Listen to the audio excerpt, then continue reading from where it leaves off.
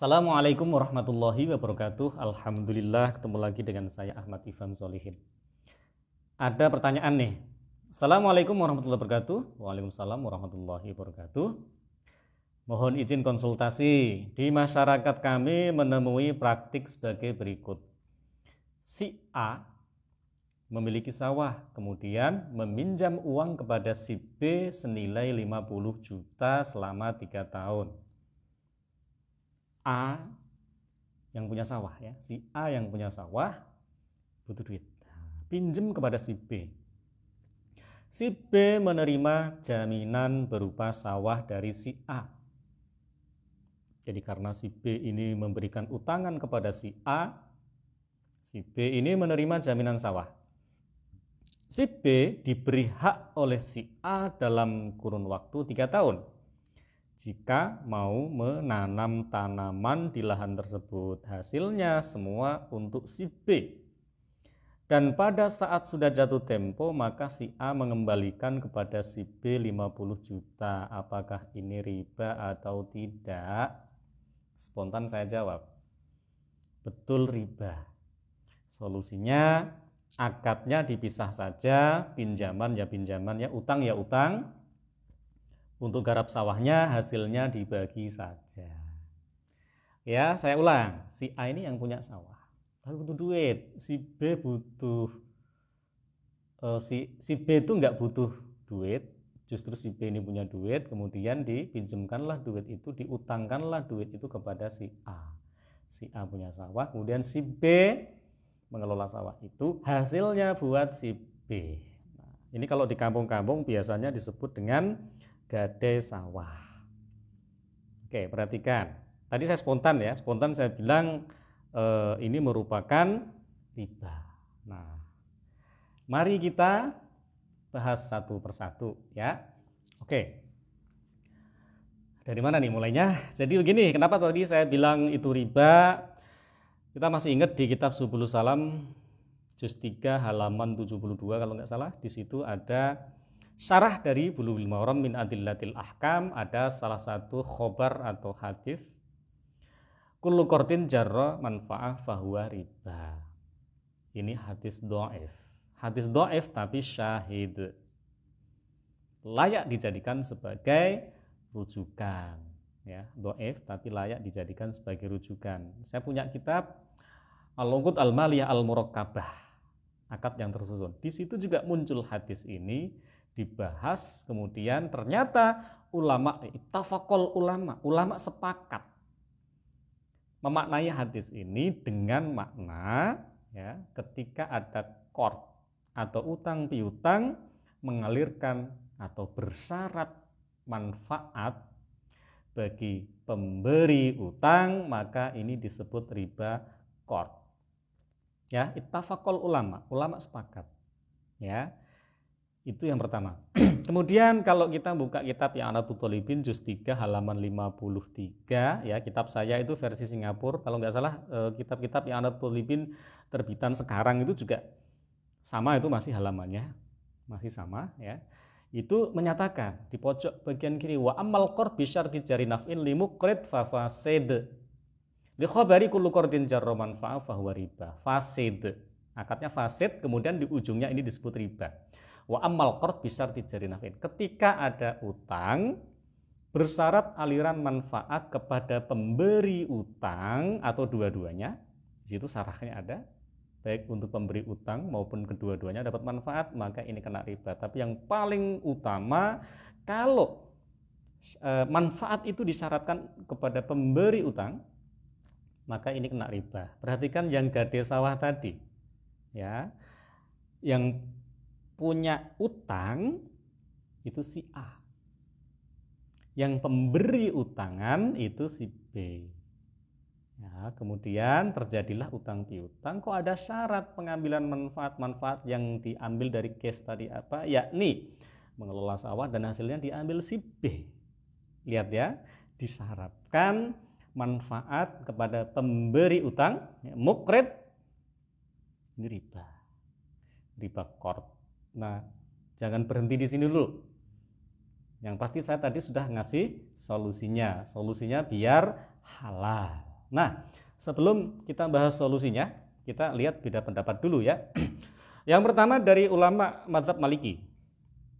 Mazhab Maliki bilang bahwa kalau rahn atau gade itu berasal dari transaksi utang piutang, kok disyaratkan ada manfaat bagi pemberi utang, ini clear haram, riba, mazhab Maliki. Akan tetapi mazhab Maliki berpendapat kalau utang piutang yang terjadi itu bukan karena akad qard ya, utang piutang. Kalau ngomong utang itu kan bahasa Arabnya dain sebenarnya, dain, tagihan. Tagihan kan macam-macam, bisa karena utang piutang duit, bisa karena kita merusakkan sesuatu atau itlaf, bisa karena mahar yang dibayar tidak tunai, bisa karena ada dhaman atau tanggungan, bisa karena ada kewajiban melakukan sesuatu atau utang-utang jenis yang lain. Cuman begini, mazhab Maliki bikin rumus ya, saya ulang, kalau pengambilan manfaat tadi itu terjadi karena akad utang piutang dalam definisi qard, riba ya. Tetapi kalau utang piutang yang terjadi tadi karena transaksi jual beli, karena yang beli ini hutangnya belum lunas, beli tapi ya, berarti posisinya apa nih? Si A kan punya sawah, kemudian dipakai si B, dikelola, si B ngasih utangan.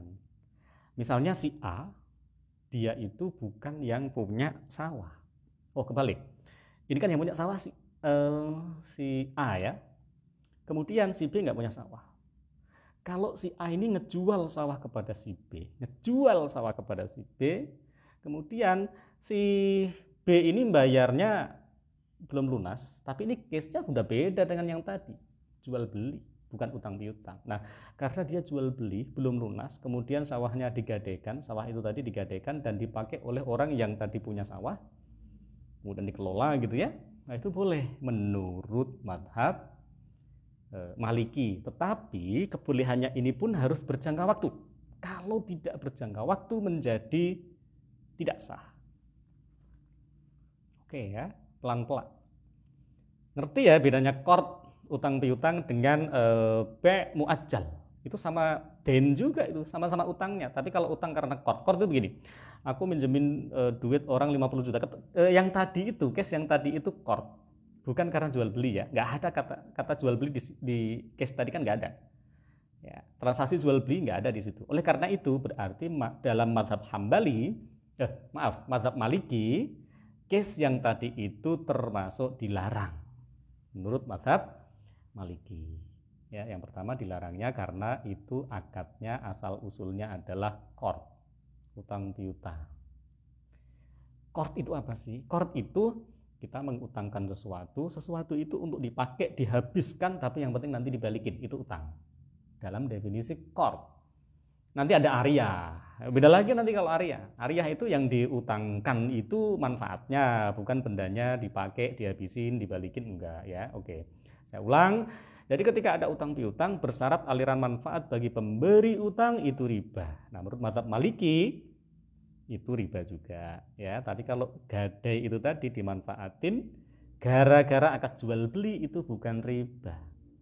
Tapi jual belinya antara A dan B ya, itu bukan riba. Jual beli bayar tidak tunai ya kan, utang, itu tidak riba menurut si mazhab Maliki, menurut mazhab Maliki.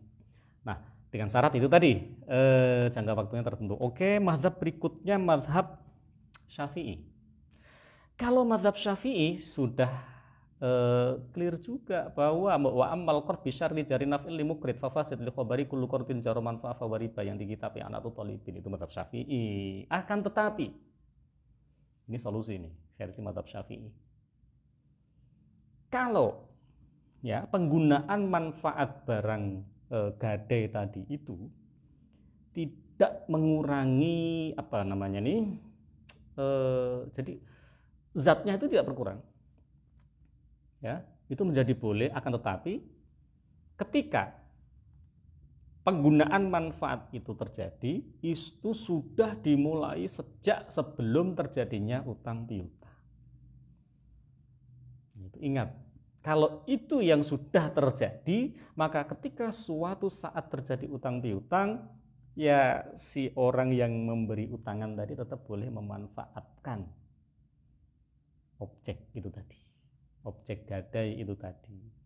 Oke, hati-hati, ini bedanya, ya ini beda sebenarnya. Kalau mazhab Syafi'i sudah clear, kalau akad mensyaratkan pemanfaatan sawah tadi itu terjadi, ya kesepakatannya itu pensyaratannya terjadi pada saat akad, maka seterusnya tidak boleh memanfaatkan itu, atau kalau dimanfaatkan yang kena riba. Tapi kalau sebelum akad terjadi itu sudah memang disepakati, oh oke, kamu boleh manfaatin sawah itu. Karena ada apa? Ya udah pakai aja, manfaatin aja. Oh, suatu ketika si A butuh duit, punya utang kayak mau utang kayak tadi. Nah, itu seterusnya itu boleh itu. Si B itu memanfaatkan sawah itu tuh boleh. Ingat ya, ini mazhab Syafi'i. Jadi sebelum akad terjadi kok sudah menjadi kebiasaan bahwa si B itu boleh memanfaatkan sawah itu dan hasilnya dipakai si B. Maka ketika deal ada utang piutang, ya si B boleh terus memanfaatkan sawah itu tadi. Nah, kalau saya lihat dari pertanyaannya, yang terjadi adalah ketika deal akad baru disepakati, disyaratkan ada penggunaan sawah tadi untuk dikelola dan hasilnya dikasih si B. Maka jadinya menurut mazhab Syafi'i ini juga riba. Mazhab apa lagi? Hanafi.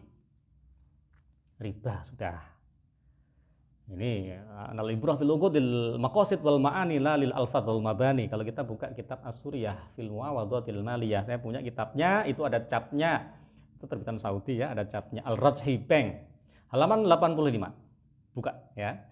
Itu mazhab Hanafi itu khas ya. Kalau esensinya itu terjadi manfaat yang dialirkan kepada pemberi utangan ya, atas transaksi utang piutang, maka itu jelas riba, selesai. Nah, ada yang unik dari mazhab Hanafi dalam hal pemanfaatan rohn.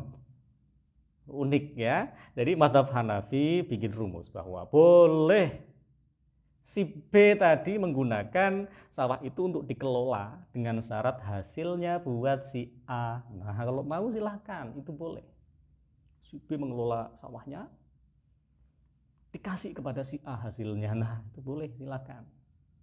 Kalau di case yang tadi, kalau mau seperti itu, monggo silakan. Jadi yang punya sawah si A, yang punya utang si A, yang memberi utangan itu si B yang mengelola sawah, kemudian hasilnya dikasih ke si A. Lah kalau mau oke, menurut mazhab Hanafi itu boleh. Tapi kalau ternyata si B yang menikmati itu tadi, manfaatnya itu tadi, maka ini menjadi riba.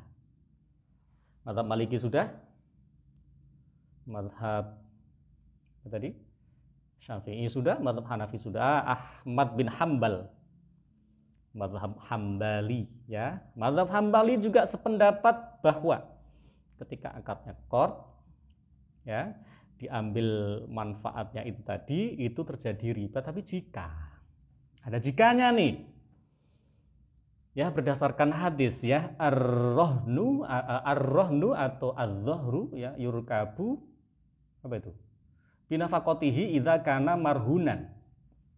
Terus wala banud dari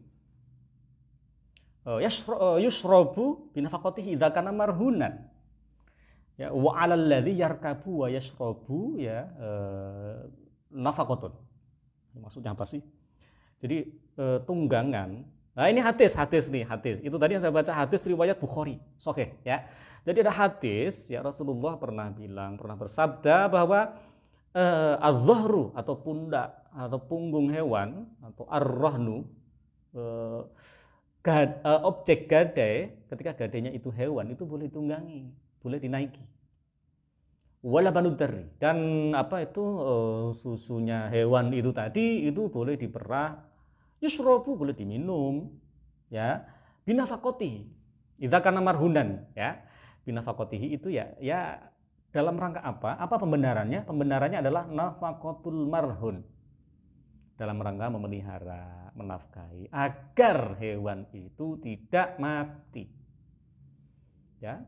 Kemudian ini berarti dua rumus ya, ketika ada hewan dikendarai boleh, hasilnya diminum juga boleh. Zatnya kan tidak berkurang. Ini cocok juga nih dengan mazhab Syafi'i. Kalau mazhab Syafi'i tadi kan yang penting zatnya tidak berkurang, ya, materialnya tidak berkurang, tapi tadi kejadiannya tadi itu ada klausulnya kalau mazhab Syafi'i, ya. Ketika ini sudah menjadi kebiasaan, sebelumnya sudah seperti itu, sudah dipakai, ketika ada utang piutang bersyarat aliran manfaat bagi pemberi utang maka boleh.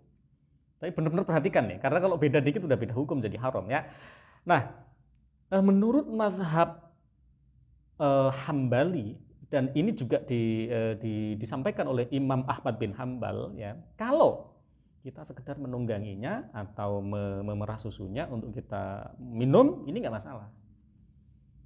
Tapi sekedar, ya, idza kana marhunan, ya, binafaqatihi idza kana marhunan, dalam rangka nafkah aja, menafkahi hewan itu agar nggak mati. Nah, mazhab Hambali juga bikin rumus, ketika objek gadai itu bukan hewan, maka ini rumus mazhab Hambali, hasilnya dibagi sewajarnya, ya, sewajarnya dengan nilai wajar loh, ya, ya, bukan sewajarnya juga, nanti dikasih sedikit lagi, dengan nilai wajar. Makanya saya tadi di awal bikin rumus dengan case pertanyaan yang tadi, ya, maka saya bilang itu riba. Solusinya apa? Udah dipisah aja akadnya. Kenapa dipisah? Kalau dipisah, maka dia nggak akan mu'allaq, nggak ada ta'liq atau ketergantungan atau keterikatan. Kalau nggak ada ta'liq, nggak mu'allaq, maka ini berarti tidak disebut bersyarat. Kalau tidak bersyarat berarti halal. Nah, dalam akadnya nanti harus hati-hati, ya. Sebelum dalam akadnya harus hati-hati, saya selesaikan dulu nih mazhab yang Hambali. Nah, kalau hewan tadi itu boleh dikendarai, ditumbangi. Nah, untuk selain hewan ternyata menurut mazhab Hambali itu tidak boleh, dinikmati sendiri. Bolehnya adalah ketika dibagi dengan nilai yang wajar tadi, yaitu clear, ya, misalnya ya tanah, rumah gitu, ya, kemudian sawah termasuk itu, karena bukan hewan. Nah, kan beda kalau nggak ada hewan, hewannya kan diambil. Gade, ya. Nggak ada surat sertifikat kepemilikan hewan, kan nggak ada. Kalau sertifikat kepemilikan rumah, sertifikat kepemilikan tanah, kan bisa tuh ditahan. Apa yang ditahan? Yang ditahan adalah si sertifikatnya, bukan tanahnya. Tanahnya tetap aja digarap sama yang punya tanah, itu kan boleh-boleh saja. Jadi mari kita hati-hati. Saya ulang, biar clear.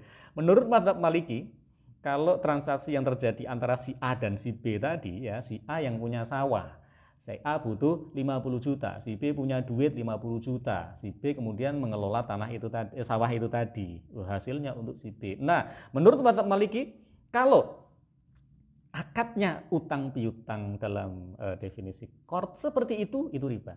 Tetapi kalau akadnya karena jual beli dibayar tidak tunai, menjadi tidak riba menurut mazhab Maliki. Ya, cuman, ada cumannya nih. Enggak hanya begitu saja, tetapi jangka waktunya harus tertentu juga, tidak terus sampai kapan jangka waktunya nggak jelas, itu juga nggak boleh, ya. Yang kedua menurut mazhab Syafi'i, ya, kalau menurut mazhab Syafi'i ternyata sama saja nih, sepakatnya adalah ketika ada utang piutang bersyarat aliran manfaat bagi pemberi utang, ini riba. Akan tetapi ini mazhab Syafi'i mengusulkan solusi ketika pemanfaatan sawah oleh si B tadi udah berlaku sebelum-sebelumnya dan terjadinya utang piutang bersyarat aliran manfaat bagi pemberi utang itu, setelah kebiasaan itu sudah terjadi, ya, si B itu mengelola tanah itu, hasilnya buat si B, maka selanjutnya ketika B memanfaatkan itu menjadi tidak riba karena sudah biasanya seperti itu. Mazhab Syafi'i, ya. Mazhab Hanafi, ya, nggak boleh, yang tadi itu riba, ya, malah yang ngasih solusi, ya sudah, yang punya tanah kan yang punya sawah kan si A, yang ngelola si B, hasilnya semua dikasih si A, itu boleh, ya. Mau, ya, kalau mau begitu boleh, kalau enggak riba, ya. Kemudian kalau mazhab mazhab Hambali, Imam Ahmad bin Hambal tadi, ya, kalau hewan, kalau objek gadainya itu hewan, mau dimanfaatin untuk sekedar ditunggangi, ya, atau misalnya diperah susunya, itu boleh, ya, hewan loh, ya, hewan yang ketika ditahan, yang ditahan itu ya hewannya, bukan BPKB-nya, bukan SHM sertifikatnya. Nah, mazhab Hambali bikin rumus itu tadi, kalau selain yang hewan ya, rumah, tanah, nah itu mau tidak mau kena riba nanti. Kalau dimanfaatin dipakai sendiri oleh si B, makanya menjadi boleh ketika diberi imbalan yang wajar. Ya si A juga dikasih dong.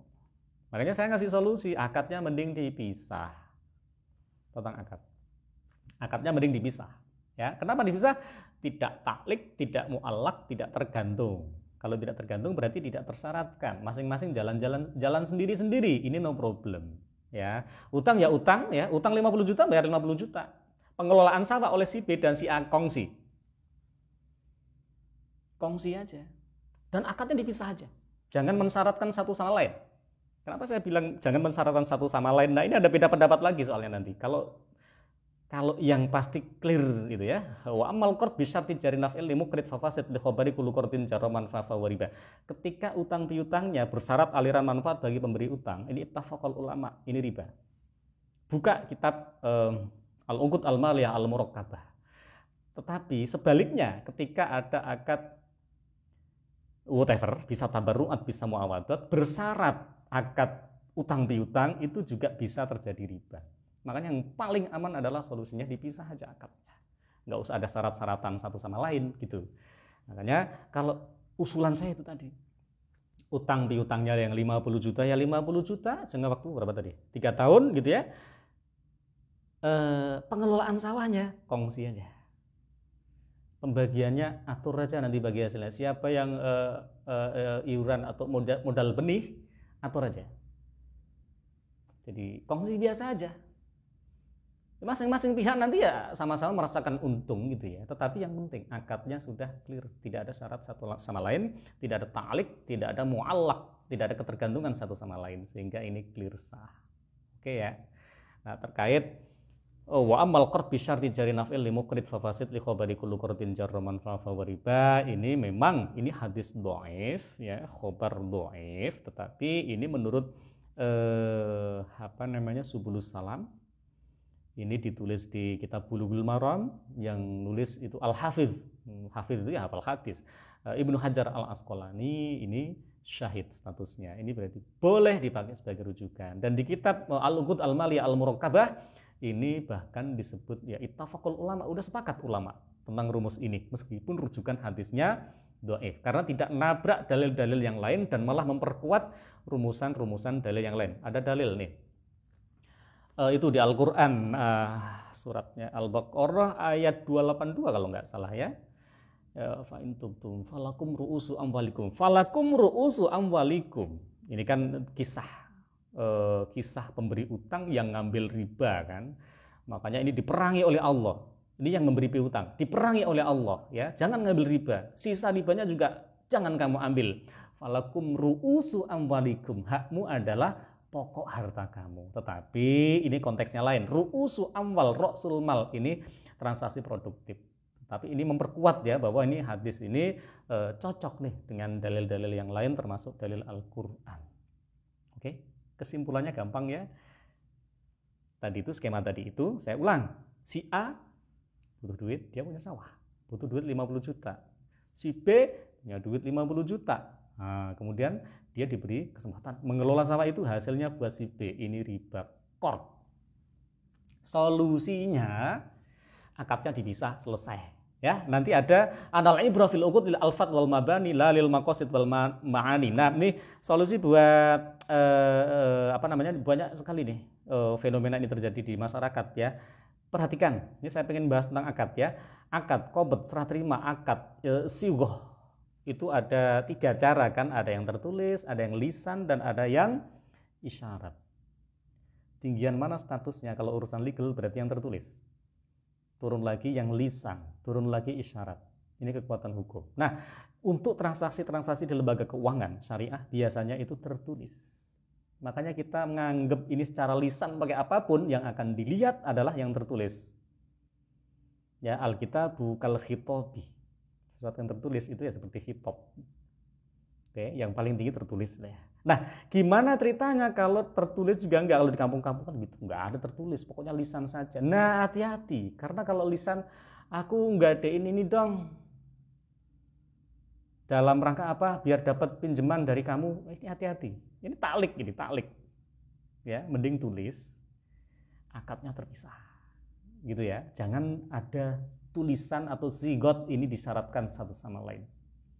Gampang ya, gampang sebenarnya. Ini melatih kita juga untuk A'udzubillahi minasyaitonir rajim. Ya ayyuhalladzina amanu idza tadayantum bidainin ila ajalin musamman faktubuh. Al-ayah. Ya kalau ada den ya, utang piutang tidak tunai, faktubuh, melatih masyarakat juga untuk nulis. Meskipun nggak tertulis itu sah juga, tetapi dalam rangka ini tadi nata akadnya biar clear, tidak ada taklik satu sama lain, tidak mensyaratkan satu sama lain ya, utang dan manfaat tadi itu, maka mending ditulis aja. Ya caranya nulis ya, ini si A utang kepada B 50 juta dibayar dalam waktu sekian. Nah kalau bisa dipisah sekalian itu akadnya 2 lembar dan no problem. Terus si A bikin perjanjian dan B. Nah, perjanjian apa? Kongsi apa? Kongsi muzaroah ya. Urusannya sama kan, ada muzaroah, mukhobaroh, muzaroah ya. Dipisah aja udah. Itu solve enak ya. Rada-rada repot dikit. Prakteknya sama ya. Prakteknya ya, praktek fisiknya, nanti mengelola sawah dan segala macam ada beda dikit ya, bagi dong si A. Gitu ya. Wallahul muwaffiq ila aqwamit thoriq. Assalamualaikum warahmatullahi wabarakatuh.